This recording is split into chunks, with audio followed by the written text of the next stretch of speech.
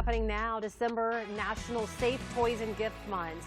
It's really important to keep safety in mind as you're shopping for those important people and pets in your life. This morning, Dr. Rachael Campbell, the medical director from Pet Wellness Clinics, is here to share more on why all toys are not created equal and what to look out for when we shop. We have pretty Bayla here. Hi, Bayla.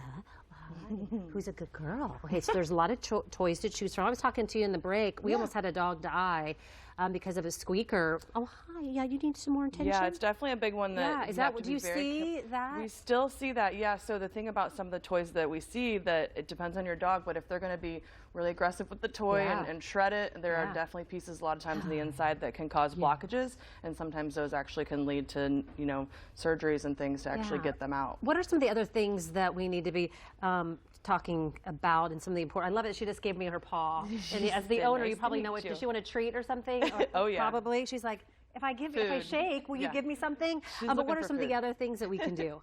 Yeah, she's always looking for food, just like me.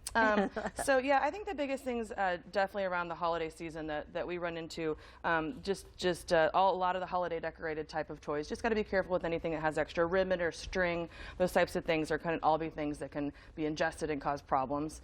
I guess at the end of the day, it's always about your own pet. You know, your pet. And also, but if you bring in a new toy, just make sure you're there to monitor how they interact with the toy and things like that too. Because again, the biggest problems we see with some of the toys in general is if they were to eat pieces of it that they're not supposed to. Yeah, and then when you're looking at that old toy, I mean, a lot of times they have that favorite toy, and you're like, oh, I can't take that away from him. But there are times when you have to say it is time that you have to. Yeah, I mean, you have to think about too probably the toy itself. So if you say, my dog used to have this old string kind of rope toy type thing. Well, he would shred and shred and shred, and he never would ingest it. But it got to a point it was kind of like moldy and gross. And it's like, obviously you wouldn't want you to ingest that stuff. Your pet shouldn't either. And although it's hard, if you can't find a replacement, at least looking into some type of a way to kind of wash or clean it. Yeah, you brought some of the safest ones. Yeah. Some of the things to think about.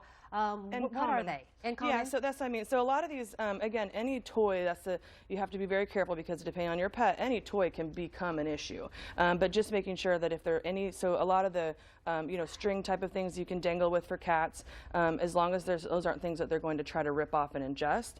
It depends on the size of your pet too, right? So if you have a 3-pound toy poodle, you're going to be fine with a lot of these toys. They're not going to be able to swallow those. But if you have a much larger dog, you got to be careful with that because Kong toys where you can line them with peanut butter and freeze them, things like that to kind of keep them more entertained longer. But even those, just be very careful because if your dog really wants to ingest it and can, especially these bigger dogs, then sometimes they still can. You still have to be careful. And anything else for cats that we may have left out?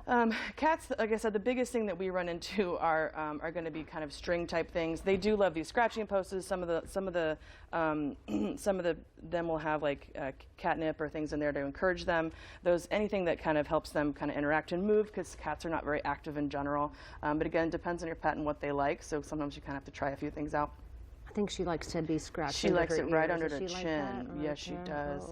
But again, at the end of the day, I think it's important to remember that all the toys, it's so good for mental stimulation, but also it doesn't replace exercise and, basic training, sit stays, learn all that stuff to kind of help learn with your pet. We're out of time. Thank you so much. You can find out more information, though, on petwellnessclinics.com. We'll also have that link posted to our website, fox59.com/link. She loves it. She's just going to get a massage, Jim O'Brien. Just keep on getting it right there underneath the cheeks and the chin.